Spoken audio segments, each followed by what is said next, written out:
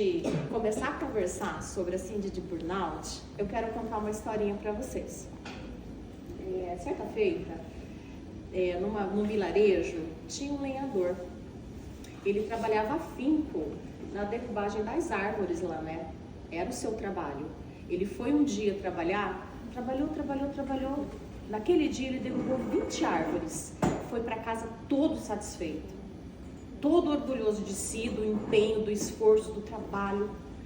No outro dia, ele fez o mesmo esforço, o mesmo empenho, porém, ele conseguiu no final do dia 15 árvores derrubar. Ele já foi para casa um pouco mais preocupado, pensando, nossa, me empenhei tanto, fiz tudo de novo, fiz tudo igual. Por que hoje será que eu derrubei só 15? Foi para casa, no outro dia, estava lá ele, na floresta, trabalhando, se empenhando, com a mesma motivação, e ele derrubou só 10 árvores. Aí ele parou para pensar, ele falou, não, tem algo diferente. Como assim? No primeiro dia, 20, no segundo, 15, hoje 10? Por quê? Aí ele lembrou do sábio da aldeia e foi perguntar, foi pedir um conselho. E contou todo o processo, eis que o sábio faz uma pergunta a ele. Caro amigo, há quanto dia você não para molar o seu machado? Ele, não, mas eu não tenho tempo para molar meu machado, eu preciso produzir. O sábio, todo sábio, olhou com a maior simplicidade e falou assim, então vá e continue a plantar. Aí eu pergunto para vocês, faz quanto tempo que vocês não param para molar o machado de vocês? Faz quanto tempo que vocês estão se esforçando? Aqui a gente é o gambatiano, né? E não param para molar o machado. É aí, nesse momento, que a síndrome de burnout, ela começa a se instalar. E a gente vai, a partir de agora, entender como esse processo começa, como que a gente pode fazer para identificar, quais são os caminhos da cura, o que a doutrina vem para nos amparar, para nos fortalecer e nos guiar. Ok? No final, eu quero que vocês me respondam há quanto tempo vocês não param para molar o machado. Então, assim, o que é síndrome de burnout? Burnout é um estado de exaustão física, emocional e mental decorrente do estresse crônico relacionado ao trabalho. Então, diferente da depressão, que a gente vai perceber que tem muitas características semelhantes, para ser o burnout, ele tem que ser exclusivamente direcionado a situações do trabalho. É exaustão crônica. Quando a gente fala crônico, é uma coisa que já está instalada e que aí ela vai e volta. Não é uma coisa que tem, abre aspas, cura. Ela é um processo. É como se a gente estivesse numa montanha russa. Ora lá em cima, ora lá embaixo. E é relacionado exclusivamente ao trabalho. Então a gente vai perceber como o nosso esgotamento no dia a dia pode estar nos afetando e a gente nem percebe. Uma pirâmide, imagina uma pirâmide, é uma tríade que a gente fala. Precisa afetar o meu emocional, que aí ele vai me dar uma exaustão, que é aquela sensação de que eu estou no meu limite. Sabe aquele dia que você está no trabalho, que você fala, não, hoje eu vou chutar o pau da barraca. Hoje eu não vou engolir mais aquela coleguinha, hoje eu vou ter que perder o meu réu primário, e aí assim a gente vai com aqueles pensamentos, que aí a gente já sabe que já não, talvez não são só os nossos, e começa a nos perturbar no nosso dia a dia. O meu emocional começa a ficar muito afetado. Despersonalização. Eu começo a agir como se não fosse eu.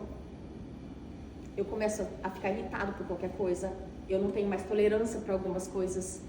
O chefe fala para mim assim, olha, você pode ficar até um pouquinho? Não, não vou ficar. Coisas que antes eu fazia com o maior prazer, com a maior boa vontade, já não quero mais aquilo. Que algo já está no limite que eu falo assim, não quero ficar aqui olhando para a cara daquela fulana. Quando a gente está nessa sensação de que está muito incomodado no lugar que vocês estão, no trabalho, é hora de pensar. Porque aí já é uma tríade abalada, já é um dos nossos tripés que já está pedindo socorro. Baixa realização pessoal, um sentimento de que a gente não é mais útil. Aquele sentimento de que você faz e não é valorizado. Muitas vezes, a gente, enquanto ser humano, em muitas fases da nossa vida, é muito comum a gente buscar o que a gente chama de reforço emocional. A diferença é, quando a gente é criança, que a gente está ensinando o limite para a criança, por exemplo, ela faz uma coisa legal, você reforça como? Muito bem, é isso, que bonito, que legal. Esse é o reforço emocional, é algo que não é material. Isso, lá quando a gente aprende na infância, a gente cresce entendendo o quê? Para eu fazer uma coisa certa, eu preciso o quê? De um reforço, de um elogio. Aí eu cresço. Se aquilo, naquela fase, foi aplicado, ela tem que parar. Chega um momento que para. Que a criança, a gente vai, como a gente, todas as outras fases, a gente vai desmamando. Tem hora que a criança tem que entender que ela tem que fazer, porque faz parte do processo dela, e ela vai crescer e bem-vindo ao mundo. Porque senão ela lá no futuro, ela vai ser esse adulto, que ela não consegue fazer nada sem a aprovação de outro. Ela não consegue estar bem no trabalho, por exemplo, se o chefe ou alguém não falar assim, nossa, que legal, nossa, sou boa em você, nossa, fez tantas peças, nossa, o outro lá faz no mesmo tempo que você, ele faz 10 e você faz 50, uau! Aquilo faz o que com a gente? Nosso ego, ele vai lá em cima. Quem não gosta de ser elogiado? Quem é que não gosta? Né? Só que chega um tempo, se eu tô muito exaustivo, se eu tô com o síndrome de burnout já instalada, pra mim, ó, tanto faz como tanto fez. Você pode elogiar, você pode fazer o que você quiser. Meu sentimento é de que eu sou inútil. Aquilo pra mim já não faz mais sentido. Começa a mudar toda a nossa estrutura dentro do trabalho e como a gente é um ser único, vai junto aonde a gente estiver. A gente sai, sabe quem já passou por aquela situação assim? Não, eu não levo nada do trabalho para casa. Levanta a mão quem já pensou isso. O que é do trabalho fica no trabalho.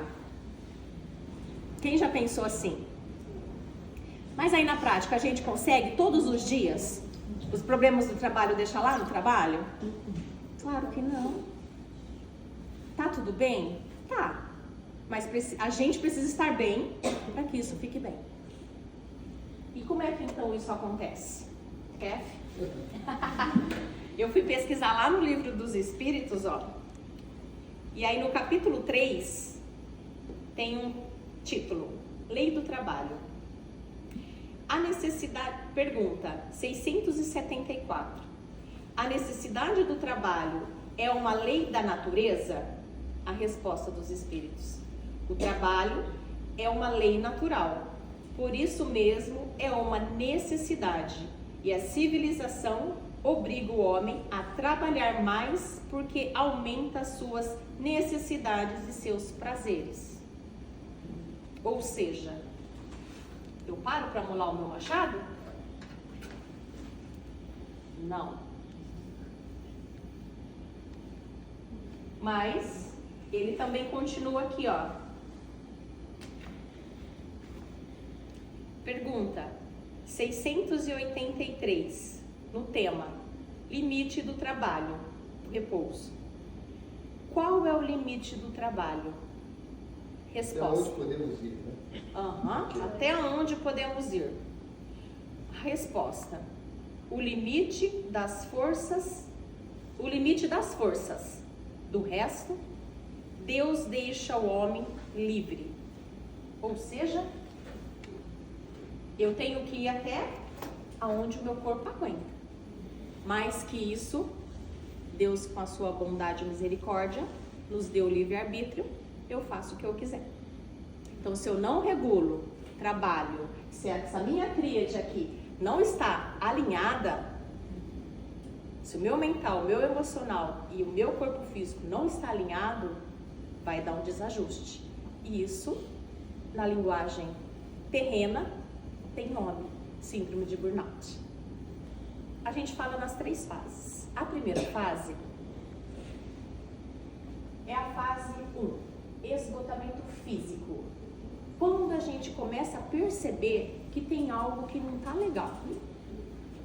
Quando eu começo a ter muita tensão muscular, distúrbios de sono, dor de cabeça, queda de imunidade, palpitações e assim a gente vai. Você dorme, a gente brinca que a gente fala que a gente não sossega nem no sono, né? A gente vai lá pro plano espiritual e ó, tem que trabalhar dobrado. Mas tem hora que é o nosso inconsciente, a gente tem que saber separar. Tem hora que é o meu inconsciente trabalhando, tudo aquilo, aquela carga emocional que eu não consegui dar conta durante o dia, ela vai voltar à noite. Porque é o meu organismo físico tentando me ajudar a alinhar. Isso é importante, é o alinhamento. Eu preciso estar bem. Então, se eu não dei conta durante o dia, isso volta durante o sono. É um processo inconsciente, mas acontece com todos nós. A maioria das pessoas diz assim, eu não lembro dos meus sonhos. Eu lembro de todos eles. Eu vi esses tempos atrás uma palestra do Divaldo, onde ele coloca que a diferença básica, assim, para você saber o que é um sonho inconsciente, que é aquela luta, que é o seu inconsciente ajudando você a trabalhar todos os conflitos durante o dia que não foram resolvidos, de um plano espiritual, de um trabalho espiritual. Ele relata, eu fiquei bem, vou falar pra você, porque surpresa, não tive tempo ainda de realmente ler e me aprofundar, mas é uma coisa que já tá lá guardadinho, tá lá, sabe quando você põe os carrinhos de compra? Tá no meu carrinho de desejos esse. Ele diz que quando a gente é um sonho que é um conflito inconsciente, ele não tem cor. Quando é colorido, aí é um trabalho espiritual. Olha que interessante, né? Então até isso a gente é amparado. Até nisso a gente recebe os amparos e a gente não está percebendo. Então, o meu esgotamento físico, o que é o físico? É a nossa matéria. É o nosso corpo. Ele vai sentir, ele vai dar os sinais de muita dor. Às vezes você está lá no trabalho, você está fazendo a mesma coisa repetitiva. O que pode gerar? Lesão por esforço repetitivo. Se você não para molar o machado, vai chegar uma hora que vai dar ruim. Não vai dar certo sempre. Gil, às vezes me dá os treinos em mim, dá sempre só distúrbios de sono, eu fico sem sono. Mas não dá os 5 uma vez. Então, para gente identificar que é burnout, tem que estar os 5, né? Não. É uma pergunta legal. Não é que tem que estar os 5. Esses daqui são as coisas físicas que geralmente nos acometem. Geralmente são os mais comuns. Dependendo da pessoa, dá 1, dá 2, dá 3. Dependendo do nível do burnout, no esgotamento, porque é o esgotamento já.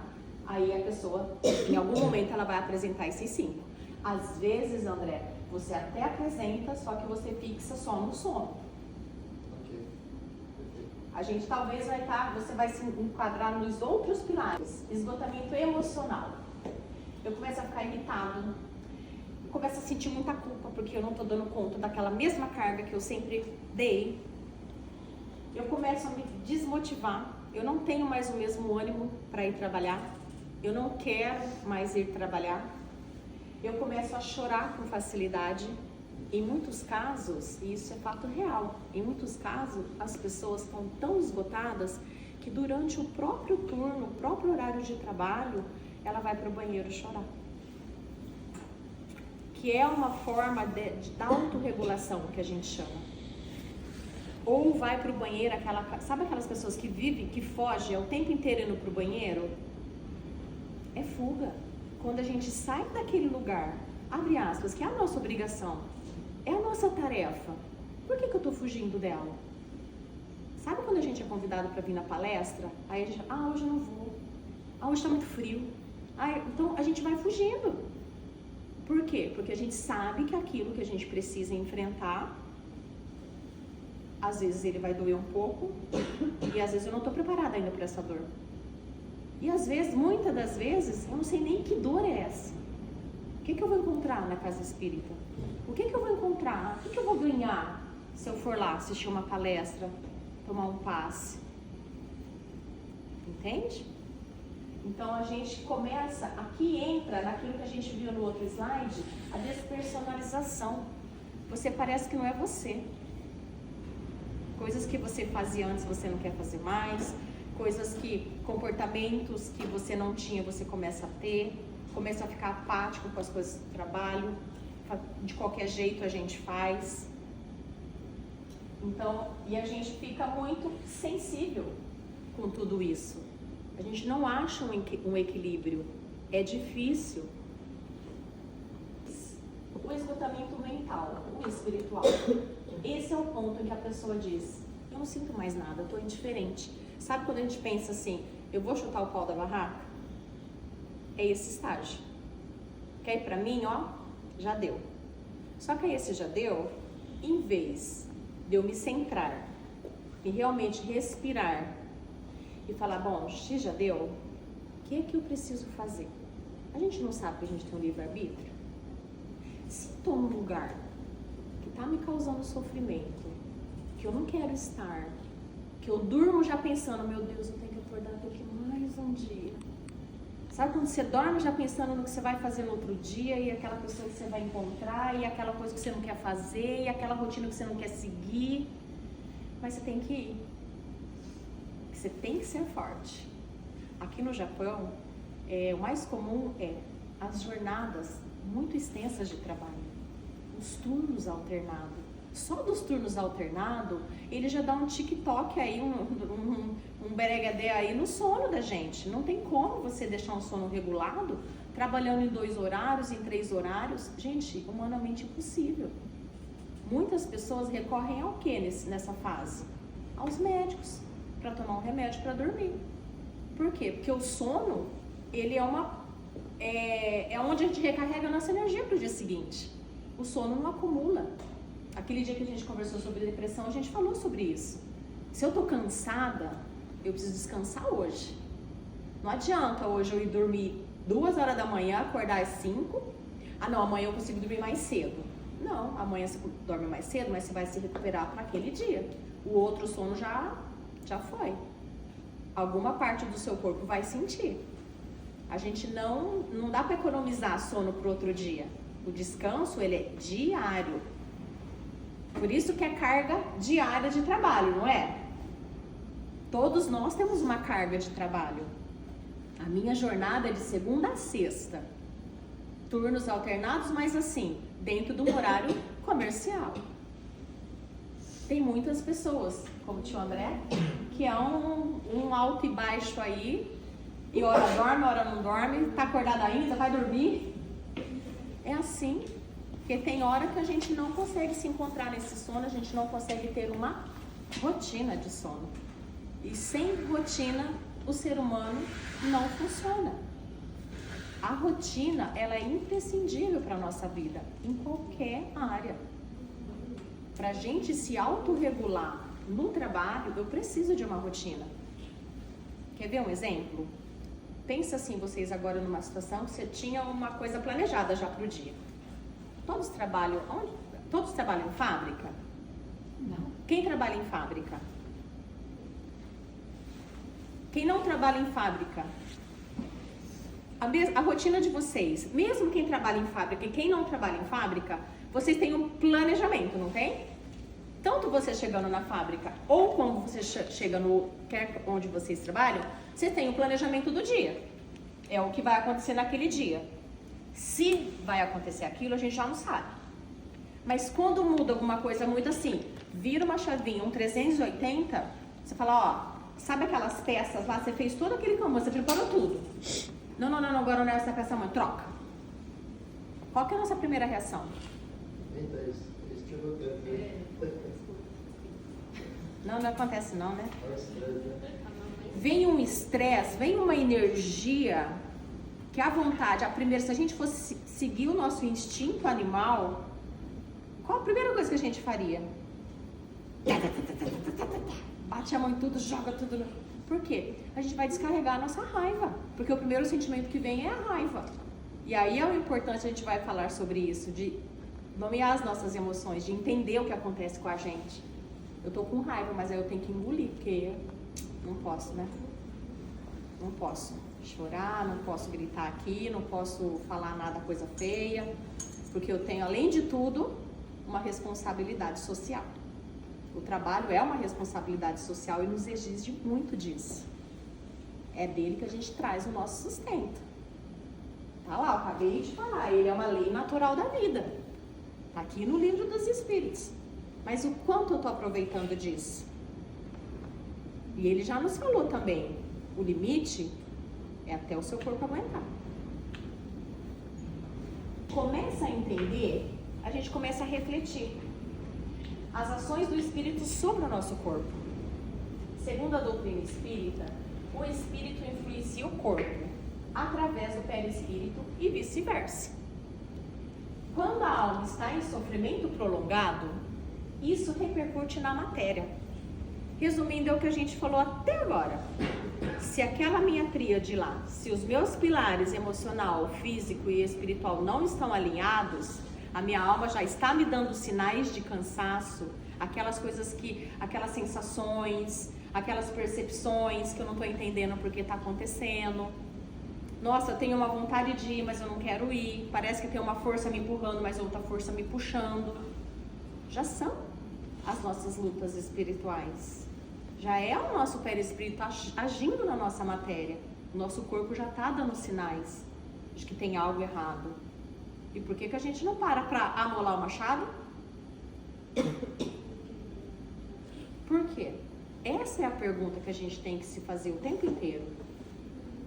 Se o espírito sofre, o corpo denuncia. Se o espírito adoece de tristeza, o corpo adoece de cansaço. Quando está desalinhado, o nosso espírito ele já vai nos dando sinais. E esses sinais, quando a gente não entende, ele vem através de uma dor, de uma doença, de um pensamento. Eu vou dar um exemplo para vocês que eu vivi faz algumas semanas atrás. Eu estava numa fase bem difícil do trabalho, de algumas decisões assim, que eu precisava tomar. E eu sabia que a minha decisão ia afetar alguns colegas de trabalho, mas por quê? Porque todas as vezes que a gente tira um ser humano da zona de conforto, é difícil para ele. Entende? Então, eu precisava ter um jeito de falar com aquilo. De como eu ia falar, de como eu ia instruir o outro profissional. E aí eu fiquei refletindo. Aí você vai para casa pensando, eu sou igual vocês, não levo nada para casa. Eu falo assim, a gente tem que fazer a rotina de eu criar o hábito dele. Quando a gente chega pro trabalho, pega os nossos problemas, enfia tudo dentro da sacola. Não sei se tem uma árvore, se tem um arbusto, se tem, não sei, vocês arranjam um lugar. Amarra lá fora, na porta. Pega a sacolinha do trabalho, aí você entra. Quando for embora, na hora que sai, pega a sacolinha do trabalho, amarra lá no pé da árvore. Pega a sua, dos seus problemas pessoais e vai embora. Esse exercício a gente tem que fazer. É difícil? É difícil. Mas não fiz a lição de casa. Saí tão assim, peguei as duas, tudo, enfiei embaixo do braço e fui. Dormi pensando, acordei pensando, no outro dia dormi pensando, acordei pensando e tava assim, olha o pensamento. Nossa Senhor, tô tão cansada, queria tanto descansar um pouquinho, nossa, como podia ter férias, né? Uns 3 dias em casa tava bom já. Fui trabalhar, sexta-feira. Chego em casa na sexta-noite, meu marido tava saindo pro Punhaquim, falou assim, ó, dá uma olhada no Vinícius, que é meu filho. Ele não chegou muito bem da escola, não. Aí eu já falei, Senhor Jesus, o que eu pensei? O que eu pedi? Aí eu já fui pensando, né? Nos queimando de febre a noite inteira. No sábado de manhã, levei ao médico com influenza. Ou seja, uma criança menor, a mãe pode trabalhar e deixar o filho sozinho em casa, com febre, com 40 graus de febre? Claro que não.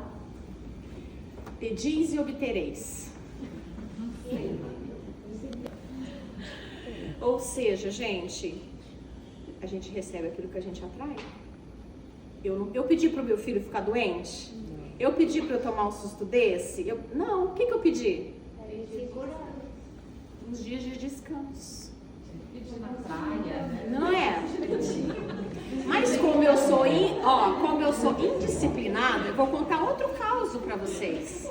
Mais jovem, eu não conhecia a doutrina ainda. E foi uma das primeiras coisas que eu estava conversando um pouquinho antes com o André, quando a gente entra na doutrina espírita, parece que é um boom, é um clarão tão grande de uma vez que parece que você fica cega. Aí depois você vai voltando. Sabe quando você está no quarto escuro, aí você acende a luz de repente? O que acontece? Você vai, aos poucos, retomando a visão, né? Porque tava preto. Eu não era, né, adepta a acreditar em espíritos. Não era. E aí, lá na minha juventude também, um dia, eu trabalhava numa cidadezinha que era do lado da minha. E aí, um dia também, eu pedi a Deus assim, nossa, eu não queria trabalhar hoje. Eu trabalhava num lar de meninas, lindas, amorosas, né? Histórias de vidas que eu falo hoje, eu entendo porque eu tinha que estar lá, naquele momento. E aí, todo feriado prolongado, no Brasil não emenda os feriados, Corpus Christi, não sei o que, já emenda sexta-feira. E naquele feriado, eu não me lembro agora qual que era dos feriados, a gente só conseguia emendar se todas as meninas do lar conseguissem aquele fim de semana que é o lar temporário que a gente fala. Se a gente conseguisse famílias para acolher todas elas naquele feriado prolongado. Aí a diretora do lar falou assim, eu ligo para vocês ou na quinta à noite ou na sexta de manhã para vocês entrarem depois do almoço. Deu quinta à noite, não ligou e eu, yes, vou emendar o feriado. Sexta, 10 horas da manhã, toco o telefone, olha Gil, ficaram 3 crianças, precisa vir trabalhar. Tá bom, não tem problema, eu vou, não, tranquilo. Tranquilo? Eu, jovem, querendo emendar o feriado, desliguei o telefone com você. Mãe, isso é hora de ligar para ir trabalhar? Todo mundo emendando o feriado, todo mundo não sei o quê. Aí a mãe fala o que pra gente? Você não é todo mundo. Você não é todo mundo. Eu também não era todo mundo. Vá trabalhar. Pare de reclamar. Nossa, custava meio período, mãe já meio período. E fui. E eu tinha moto na época, né? Peguei a minha bizinha e tô no meio do caminho. Eis que no meio do caminho, um carro cruzou a minha frente, sofri um acidente, quebrei a clavícula, 20 dias de licença. E eu só queria meio período. Então, a gente precisa entender os sinais. A gente precisa perceber quando a gente está exausto. Porque eu poderia ter identificado o meu limite quando a diretora me falou, olha, eu tenho algumas horas a mais trabalhadas, posso descontar? A gente lá fala as abonadas, né? Posso tirar meia abonada? Não, na hora eu fiquei com tanta raiva que eu ceguei o resto das coisas. Eu tinha um problema, em vez de eu focar na solução, eu fiquei martirizando o problema. E no trabalho a gente é assim, isso esgota, isso é o que a gente tem que tomar cuidado. É aquele problema lá do trabalho, eu não foco numa solução, eu fico focada no problema. Aí, Deus é justo. Você quer meio período? Então tá bom, vou te dar 15 dias em casa, mais 5 não sei o que de lambuja para você repensar bem. Então vai repercutir na minha matéria se eu não tomar esse cuidado, se eu não tiver esse cuidado. E aí eu preciso entender que não é uma fraqueza espiritual. É um excesso de obrigação, autocobrança, expectativas alheias. Eu começo a jogar tudo contra mim e contra todos. E eu esqueço de que eu preciso descansar, eu preciso me conectar, eu preciso me amar e eu preciso parar. Tudo isso acontece para que a gente possa respirar. Porque o processo de cura, ele acontece. Só que eu preciso identificar isso. É tudo junto e misturado. Até aqui, tá legal? Tá dando para entender? É? Kardec enfatiza que não existe punição, mas aprendizado. Burnout pode ser interpretado como um convite evolutivo. O sofrimento prolongado é o aviso mais compassivo que a vida oferece para uma mudança necessária. Não a dor que dure para sempre. A gente já sabe disso. Tem dores que é dessa vida. A gente também tem que saber identificar. Tem coisas que a gente não consegue identificar, mas são as provações que a gente precisa passar. Só que se eu estou passando por aquela dificuldade, a gente está sozinho? Não. Mas, como temos o livre-arbítrio, tudo vai depender do que eu quero. Tudo vai depender do meu pensamento, de como eu vigio, de como eu me entrego e como eu busco isso dentro de mim. Da cura é muito legal, porque lá quando ele fala aqui do trabalho, que é uma lei natural, no capítulo 25 do Evangelho, eu achei uma coisa muito interessante, que ele complementa aquilo que no Livro dos Espíritos ele é muito claro. Ele fala aqui: buscai e achareis. Se Deus tivesse desobrigado o homem do trabalho físico, seus membros ficariam atrofiados. E se não o obrigassem ao trabalho da inteligência, seu espírito permaneceria na infância, no estado de instinto animal. É por isso que fez do trabalho uma necessidade e disse-lhe: buscai e achareis, trabalhai e produzireis. Deste modo sereis filho de vossas obras, tereis o mérito da sua realização e sereis recompensado segundo o que fizerdes. Então eu preciso parar e me reconectar. Esse é meu processo de cura. Isso é o que a gente aprende e nos fortalece no dia a dia. Nós não estamos sozinhos, por mais que às vezes pareça. Não estamos. Esse capítulo é lindo. Eu gosto muito dele, do buscai e achareis. É nisso que eu lembrei de nada por acaso, né? E eu lembrei dessas histórias que eu estava contando para vocês agora. Quando eu comecei a ler, eu falei, já entendi o que eu tenho que contar lá na hora. É o testemunho, né? É a vida real, não é conto de fada, não. Então a gente vai entender que a gente está amparado, só que eu preciso pedir. A gente sabe que às vezes, muitas vezes, o nosso bom amigo, nosso bom anjo guardião, ele está do nosso lado. Só que devido aos meus pensamentos, devido aos meus desvaneios, devido às coisas muito materiais que eu não quero desacelerar. Não posso parar de cortar as minhas árvores, eu preciso produzir. Não dá tempo de parar para molar o meu machado. Nessa busca, nessa ânsia, né? A gente já sai daquela ambição que até certo ponto é natural e importante para o homem, que é o trabalho. Por isso que nós evoluímos, e ele foi claro aqui quando ele coloca, senão a gente estaria como? Lá nos nossos primitivos, lá no tempo passado, a gente só matava para comer e boa, sem tecnologia, sem nada. Só que fomos evoluindo. Então precisamos estar atentos.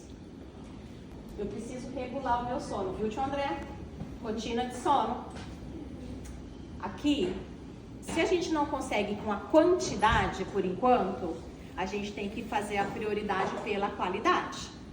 Então, se é aquelas 5 horinhas, 4 horinhas que você tem, que realmente é para dormir, oi, sejam bem-vindos, que é para dormir, que vocês tentem fazer um ambiente para que aquilo tenha qualidade.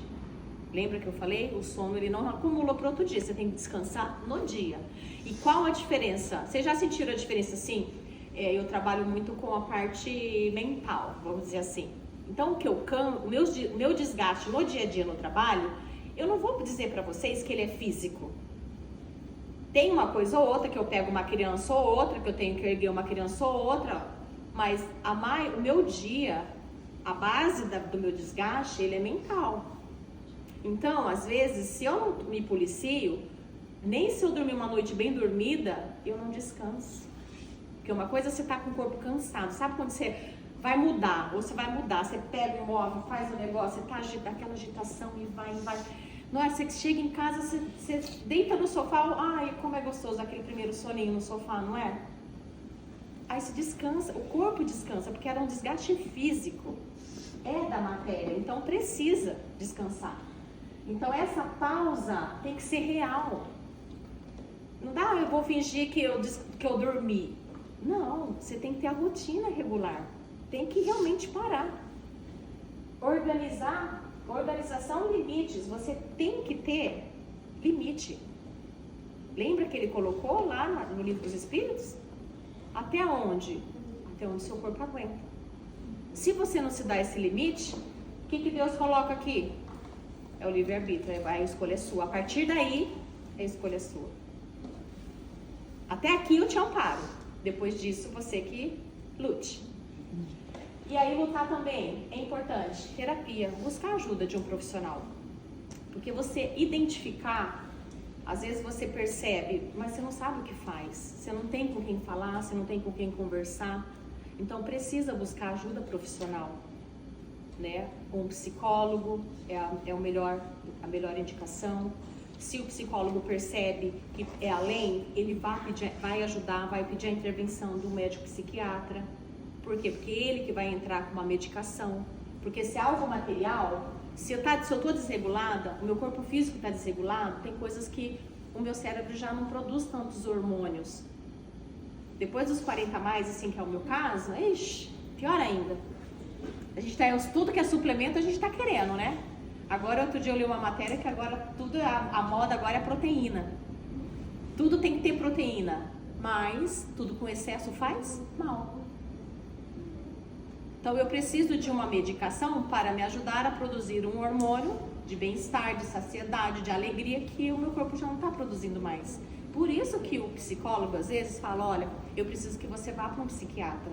Quando eu percebo que o paciente está num estado de sofrimento, que sozinho ele não está conseguindo, eu preciso encaminhar e buscar ajuda médica.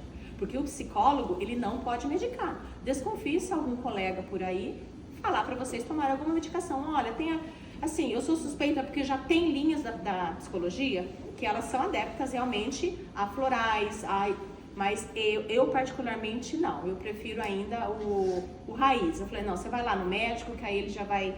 Porque tem coisas que eu acho que é muito da minha base comportamental. Eu aqui e agora, você tem que resolver, então vai lá e faz isso. Você tá com dor de cabeça? Toma um IV, não é?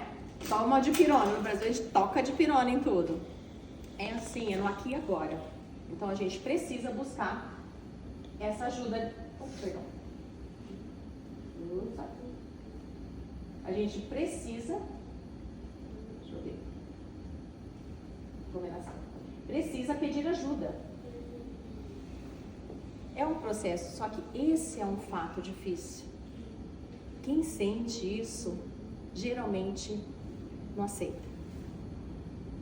Geralmente não reconhece. As pessoas, todo mundo em volta tá te dando sinais, tá falando, acho que você não tá legal, aquele bom amigo tá te sinalizando, né?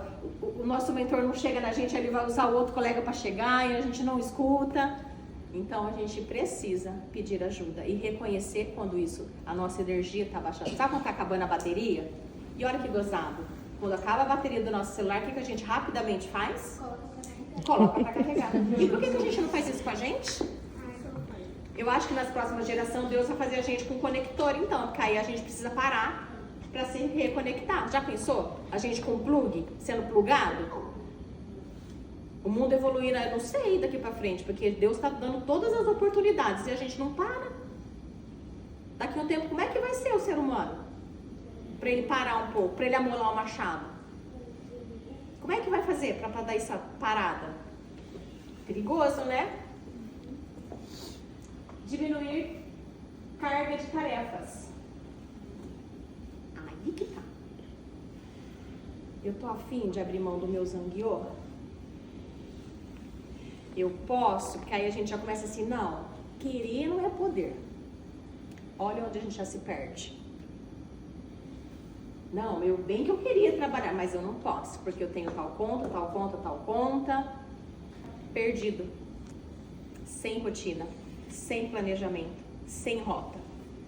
A gente se perde. Porque eu preciso parar, mas nas atuais circunstâncias eu não posso parar. Meu corpo está pedindo para eu parar, ele me deu uma dor de estômago lá, para eu me ausentar do trabalho, pois eu vou trabalhar com dor de estômago, fico ranzinza ainda, deixo todo mundo ao meu redor ranzinza. Porque fica perto de alguém que está irritado para você ver. 2 segundos depois, se você não está com o seu pensamento alinhado e vigiado, tu está irritado também. Opa, não é frequência? A gente não aprende que tudo é frequência? Então é isso. Aí no plano emocional, os gatilhos, o que me irrita no trabalho? O que eu não gosto mais? O que eu não quero mais aceitar? Redefinição de prioridade, reeducação de autocobrança, processamento de culpa e medo. Eu preciso entender tudo isso para fugir daquilo que a gente falou um pouquinho atrás, do reforço emocional. Não, eu não posso, porque assim, eu tô irritadíssima, eu tô sobrecarregada, só que não, só eu que dou conta. A gente assume todas as funções possíveis e imaginárias, só para no fim do dia o chefe falar assim, nossa, o boi, né? Pra quê? Aí eu fico zangado, que eu tenho que fazer, quer fazer o zangueô? Quero. 3 horas? 3 horas. Aí o outro vai de TADE. Com perdão da expressão, não quer trabalhar, não quer saber de nada. Não é? Livre-arbítrio.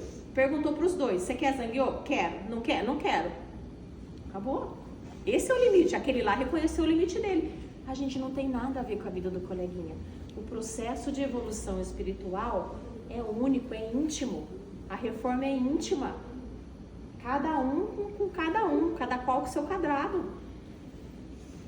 E olha como é o meu processo doentio, psicológico, que eu me fico nesse ciclo. Tá doendo, mas eu não largo o osso. Sabe aquela coisa? Tá puxando, tá doendo, mas eu não solto a corda. É meu. Que posse é essa que a gente tem? Que controle é esse que a gente quer ter? Que a gente se perde da gente. Que a gente não controla nada. É tão fácil falar, né? Ai, tem que ter controle emocional. Vocês já ouviram alguém falar, não, aquele lá não tem controle emocional. E tu tem? Vocês já pararam de perguntar? Vocês têm? Como é que você controla uma emoção? Tu dá uma pisada, uma topetada no negócio, quebra o dedinho. Qual emoção que vem? Ó, psicóloga, ó, chamada oral. Qual emoção que vem? Quem falou? Raiva? Raiva. A gente que não tem o hábito de falar palavras sujas, se a gente não vigiar ali, sai um palavrão, uma palavra bem grandona assim, que às vezes é curtinha, mas é tão feia. Que é para aliviar a tensão. É para aliviar aquela dor que eu não queria sentir. Entende? É natural. É natural. Então eu quero enganar quem? Que eu controlo? Ninguém controla nada. Eu falo que a gente tem que controlar a gente mesmo, no sentido de tem coisas que a gente controla e tem coisas que a gente não controla. Simples assim. Quer ver um exercício prático? Se eu falar para vocês assim, ó, controla a respiração por 5 segundos. Vou falar 1, 2, 3 e já, todo mundo vai ficar... Combinado? Vou contar, hein? 1, 2, 3 e já. 1, 2, 3, 4, 5. Controlamos bem, né? Controla por 5 segundos iguais o seu batimento cardíaco. 1, 2, 3 e já. Alguém conseguiu? E aí vem falar que a gente tem que controlar as coisas? A gente é presunçoso a ponto de achar que controla as situações? Claro que não. Claro que não.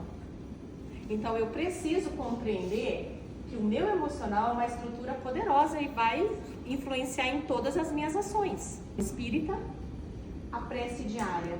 Pode ser uma prece curta. Outro dia eu achei muito legal, quando a gente vai dormir, meu filho tem sempre assim, principalmente quando meu esposo está de aquim, né? Que aí ele já pula pro ninho da mãe. Olha o psicólogo falando, deixa mesmo, dorme comigo mesmo. Depois eu sei que não vai estar lá, então enquanto está querendo estar comigo, tá ali, tá quentinho na cama. Aí a gente vai orar e ele fala assim, outro dia ele falou assim pra mim, eu falei, Vini, e eu assim, sabe aquela coisa que é sem saber a reação da criança? Aí eu parei quietinha e fiquei esperando pra ver a iniciativa dele. Ele, você não vai orar? E você não vai? Aí ele, não, mas é que a sua oração é melhor que a minha. Eu falei, como assim? Ele, não, é que você reza mais bonito.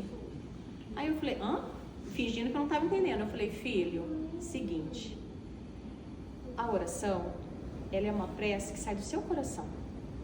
é uma conversa com Jesus. É uma conversa com Deus. Não tem segredo. A mamãe, vocês, então vou fazer assim, hoje você vai orar. Parece que eu tirei o chão da criança. Olha o tamanho da dependência. Eu falei, gente, eu que falo muito de dependência emocional, estou criando uma dependência de oração no meu filho. Falei, não, vou ter que chegar um ponto. Aí tudo quando a gente percebe que é o excesso, a gente tem que desmamar. Aí é o limite. Sofreu para ele os 3 primeiros dias. Ai, como sofreu com essa criança. Ela ficava, mas mãe. E eu, Vinícius, eu tô com sono, Vinícius, deixa eu dormir, filho. Eu já rezei aqui, você já estava na minha oração, agora faz a sua. Não, mãe, mas 3 dias, porque a fraqueza da criança é ganhar pelo cansaço. Só que se eu tô trabalhando no limite, eu preciso ser forte ali. No 4º dia, ele deitou, eu deitei, e eu falei, Senhor, vamos ver hoje como vai ser. Papai do céu, obrigada pelo dia de hoje, obrigada pela mamãe, pelo papai, pela Duda, que é a irmã, que a gente tenha uma boa noite de sono, que a gente não morra hoje, que se a gente morrer hoje, que seja indolor, que seja... Aí eu sabe quando você quietinha, você querendo rir? Amém. Que assim seja, graças a Deus e graças a Jesus. Graças a Deus, querendo rir. Aí ele, tá certo, mãe? Eu falei, tá certíssimo, filho. E aquilo eu fiquei pensando, eu falei, gente, aí na nossa imaturidade, já parou pra pensar se eu interrompo ele e falo assim, como assim a gente vai morrer, que seja sem dor? A gente não sabe como que vai morrer, tá?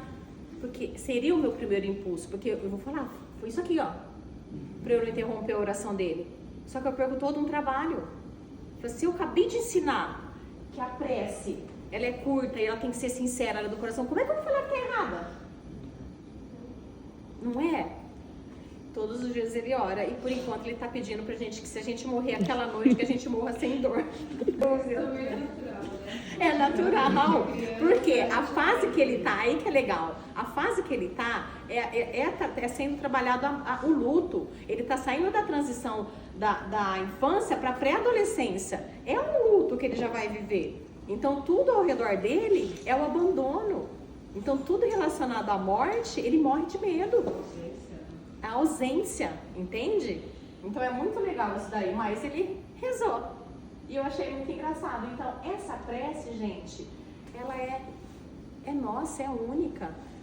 O silêncio interior de cada um é único. Silencia seu coração.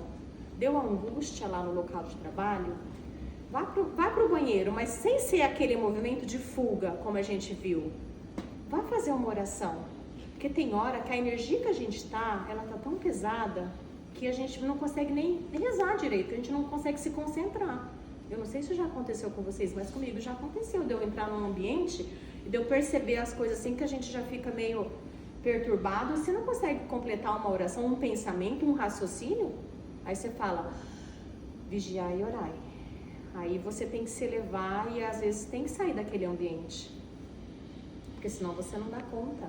Não é porque você não consegue, porque você é fraco. Claro que não. Porque é simplesmente o outro é muita energia a mais que a tua. Então, até você fazer o processo de se elevar é difícil. Cultivo do perdão interno. Exercitar a gratidão. O auto-perdão a gente tem que ter. A gente tem que se perdoar. E entender que se eu preciso parar, não é fraqueza. Né? Meditação, uma leitura edificante, conexão com o propósito. Por que eu estou fazendo isso? Eu tenho que sair do modo avião, do piloto automático. Eu estou reclamando desse trabalho. Eu durmo pensando, ai meu Deus, amanhã mais um dia. Acordo, ai Senhor, me dá paciência mais esse dia. Meu Deus. Sabe aquele vídeo, não sei como chama, na minha infância era muito, ó céus, ó vida, ó não sei o quê. Wall-E, né? Wall-E. Quando a gente estiver na síndrome de Wall-E, repensa. Busca, aqui ó. Por que eu estou fazendo isso? Se eu estou reclamando, se esse ambiente me faz mal, por que eu estou aqui ainda? Porque aí é fácil eu jogar a culpa no outro. É fácil eu jogar, é porque eu preciso, eu tenho conta para pagar. Gente, conta para pagar todo mundo tem. A gente não é diferente de ninguém. Cada um com a sua luta. Temos que... Sabe quando o Google, quando a gente erra? Outro dia eu repostei uma coisa que eu achei muito interessante. O Google tinha que falar assim comigo, ó. Daqui 200 metros vira à esquerda. Comigo ele tinha que falar assim, ó. Sem ser nessa, na outra vira à esquerda. Pra mim ia ser muito mais fácil. Porque a gente quer o fácil, né? Mas a gente tem que ser que nem o Google de vez em quando. Errei. O que o Google fala pra gente? Recalculando? Recalculando rota. Em algum momento o Google fala pra você assim, nossa, que burro, você errou, presta atenção, não tá vendo? Não era pra vir ali. O Google fala isso pra gente ou simplesmente ele fala recalculando rota? Por exemplo, Pode falar. então, quando a gente fala de coisa legal pra ele responde pra ele. Mas em nenhum momento ele pressiona a gente a ponto de falar assim, nossa, daqui 2 era pra virar, não virou por quê? Não, ele simplesmente fala, recalculando rota. Então é isso aqui, ó. Por que eu estou fazendo isso? Recalcula a rota, gente. Recalcula. Sabe aquela frase, Deus não fecha uma porta se ele não abrir uma janela? Isso é fato. A fé nos move. Que há de ser do ser humano se ele não tiver fé no Pai Criador, na misericórdia dele? Cadê? Burnout não é fraqueza, é a alma dizendo, você foi forte por tempo demais. E o convite espiritual é simples. Volte para você, reencontre sua luz, retome seu ritmo, não o da vida lá fora, mas o da vida aqui dentro. Quando a gente entende isso, a gente começa a entender o propósito. Qual é o meu propósito? O que eu quero ainda?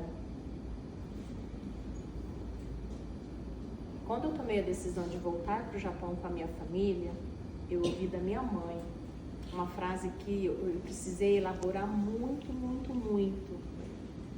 Levei para um fraterno e a resposta foi fantástica. Ela falou assim para mim. A primeira reação dela foi o quê? A raiva. Mas você vai voltar de novo. Você já foi 2 vezes e não deu certo. Cara, aquilo eu recalculei a rota na hora. Eu falei assim, peraí. Respirei. Falei pra ela assim, mãe, o que é não dar certo pra você? Eu falei, porque eu não entendi. Aí ela falou, vocês não juntaram dinheiro, vocês não... Eu falei, tá. Eu já imaginei, mas eu precisava ter a confirmação. Eu falei assim, não é sobre isso. É um propósito maior. É de pertencimento. Vocês já ouviram essa palavra? Você se sente pertencente àquele espaço, àquele lugar? Não sei explicar. Levei para o fraterno, a resposta foi simples. Peça perdão à sua mãe. Como assim? Ela que me magoou e eu não tenho que pedir perdão? Sim. Aí me contou a historinha do Chico, que eu acho, não sei se vocês conhecem, que a mulher lá matou o cachorrinho dele. E aí o Emmanuel, e ele não conseguia fazer os trabalhos porque estava com o pensamento. E Chico, hein? Nossa, eu falando de Chico Xavier. E quem sou eu na fila do pão? Chico Xavier, e o Emmanuel chegou um dia e falou assim, para, porque tá sombrio aí, vá lá e peça perdão para ela. Descubra o que ela gosta e dá de presente para ela o que ela mais gosta. Como assim, Emmanuel? Ela que me magoou, ela matou meu cachorro e eu que tenho que pedir perdão? Sim. Aí Chico entendeu o processo, foi lá, descobriu que a mulher era costureira, comprou a máquina de costura, deu-lhe de presente. Em várias prestações do suadinho dinheiro, né? E ficou-se bem. Então eu entendi, ele falou sim, ela te magoou, mas você magoou primeiro, então você não vai. Eu falei, mas aí quando eu entendi, eu falei, qual é o processo então? Como é que eu peço perdão para uma pessoa que eu não sei nem como? Ela que me magoa e eu que tenho que pedir o perdão? Porque o perdão é a única coisa que você dá, mas quem ganha é você. E aí ele falou assim, seu Agriço, falou assim, peça perdão pelo sentimento que você causou nela. É esse sentimento dela que está te afetando agora. E eu te digo mais, a sua missão lá no Japão ainda não acabou. Hoje eu tô aqui, falando com vocês e contando essa história. Ficou tudo bem? Posso jogar uma expectativa no outro igual ao meu. Ninguém é igual a ninguém. Somos seres únicos. O espírito se refaz quando cessa a guerra consigo mesmo. Quando a gente entende que a gente é um ser único, a gente entende que a nossa missão começou. É a partir daí que a gente busca realmente a mudança. A gente não muda se a gente não enxerga que precisa mudar. A gente não enfrenta o burnout se a gente não entende que precisa parar. Às vezes esse parar não é trocar de trabalho, porque às vezes o trabalho você gosta, você só precisa desacelerar, só precisa recalcular a rota, só precisa dizer não de vez em quando, só precisa distribuir as tarefas para não achar que você é maior que os outros, que você dá conta, porque você abraça o mundo, mas depois você culpa o outro que ele não quis te ajudar. Então é preciso pausar. Às vezes, muitas das vezes, a gente não rende mais, a gente não consegue cortar mais árvores porque a gente não para amolar uma chapa.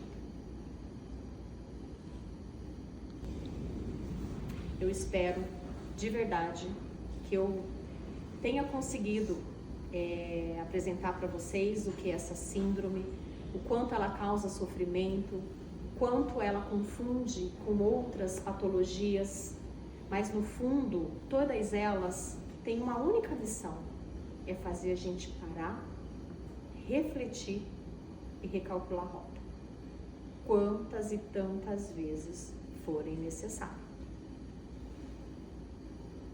Muito obrigada, gente. Nós que agradecemos.